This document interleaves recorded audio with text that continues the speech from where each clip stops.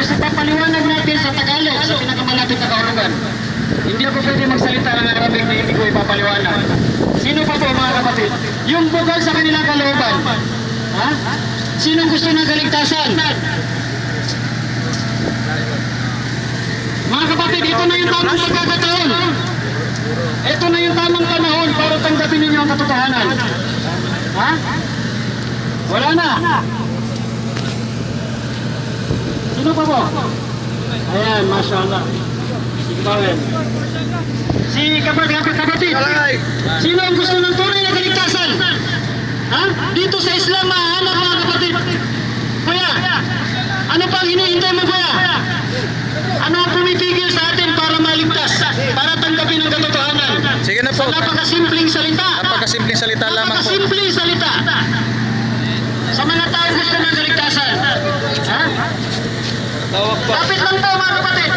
Pwede, lapit lang tayo ng konti dito. Ayan. Ayan. Mga kapatid, ang ating babanggitin ay tinatawag na shahadatain. Wikang Tagalog, ito ay pagsaksi. Nang sasambahin niyo ay yung Diyos lamang na lumikha sa atin. Ang Diyos na nagpahiram sa atin ng buhay. Ang Diyos ni Jesus na ang kanyang pangalan ay Eloha Eli ang Allah sa Arabic. Bro, Ha? salit na. So napakadali lamang. Susundan nyo lang ako. Ha?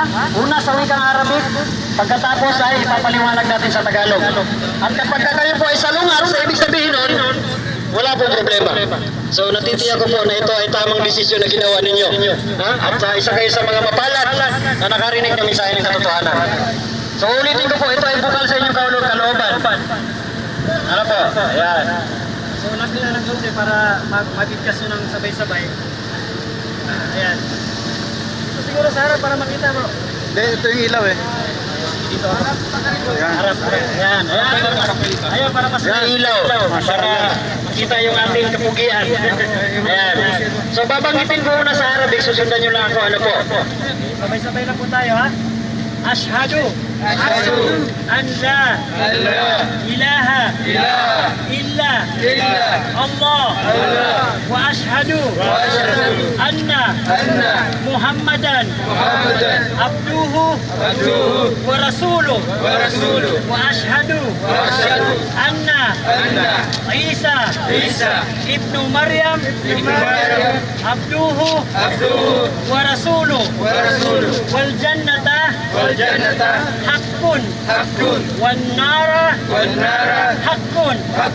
Ako ay sumasaksi na walang dapat sambahin maliban kay Allah.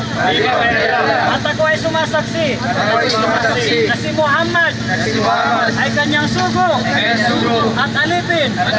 At ako ay sumasaksi na si Jesus anak ni Maria ay sugo at alipin ng Allah. At ako ay naniniwala na ang paraiso ay totoo at ang impyerno ay totoo. Yun, napakadali po mga kapatid. Takbir mga kapatid! Subhanallah.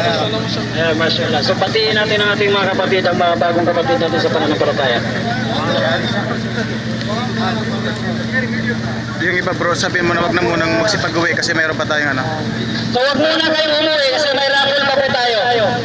Tayo ha, sandali lang. Kung mangyari lamang po ay ilista natin ang ating pangalan para ilagay niyo po yung pangalan, company number, yung company name, tapos yung cellphone number para pag meron tayong mga pag-aaral na libre, susunduin namin kayo dito po.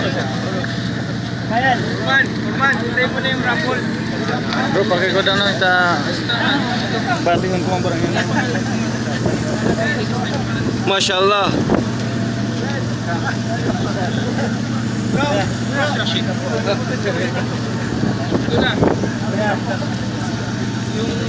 Ako naman bro.